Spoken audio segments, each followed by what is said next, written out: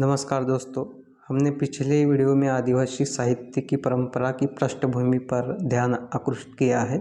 इस वीडियो में हम पुरखा साहित्य पर बातचीत करने वाले हैं। आदिवासी दर्शन और साहित्य का मूल आधार ही पुरखा साहित्य रहा है। पुरखा साहित्य आदिवासी समाज में हजारों वर्षों से जारी मौखिक परंपराओं को एक कर्तव्य की तरह निभाते आया है। 20वीं सदी में इसके संकलन, संपादन और प्रकाशन कार्य भी महत्वपूर्ण रहे हैं। आदिवासी चिंतक इस मौखिक परंपरा को मौखिक साहित्य या लोक साहित्य कहने की बजाय पुरखा साहित्य नाम देते हैं। इसके पीछे कुछ महत्वपूर्ण तथ्य, सिद्धांत और तर्क जुड़े हुए हैं। पहली बात तो यह है कि मौखिक साहित्य कहने से कुछ पता नहीं चलता कि मौखिक साहित्य कैसा। मौखिक साहित्य दुनिया के तमाम समाजों में लिखित से पहले मौखिक साहित्य की परंपरा रही है। उससे अलगाने के लिए आदिवासी चिंतक आदिवासी मौखिक परंपरा को पुरखा साहित्य कहने में अधिक बल देते हैं।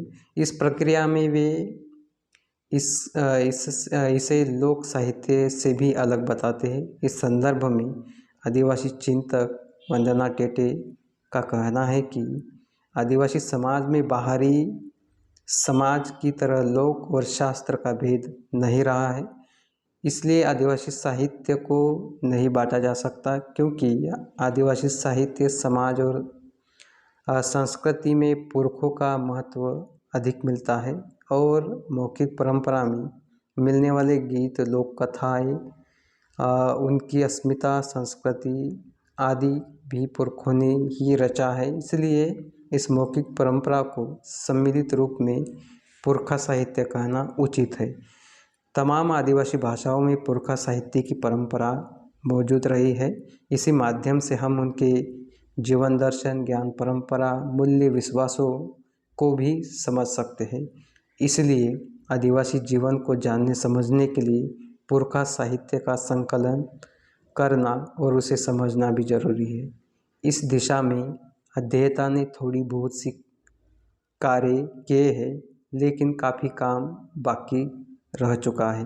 देश में 300 से अधिक आदिवासी भाषाओं में पुरखा साहित्य बिखरा पड़ा हुआ है और कुछ साहित्यकार, कुछ युवा लेखक उस साहित्य को एकत्रित करने की कोशिश कर रहे हैं।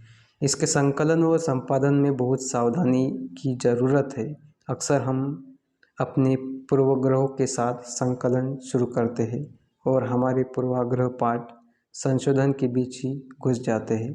संकलन के लिए आदिवासी दर्शन और संबंधित भाषा का ज्ञान भी जरूरी होना चाहिए। तो दोस्तों, पुरखा साहित्य का महत्व आदिवासी साहित्य में किस प्रकार से है, इस वीडियो के माध्यम से हम जान सकते हैं।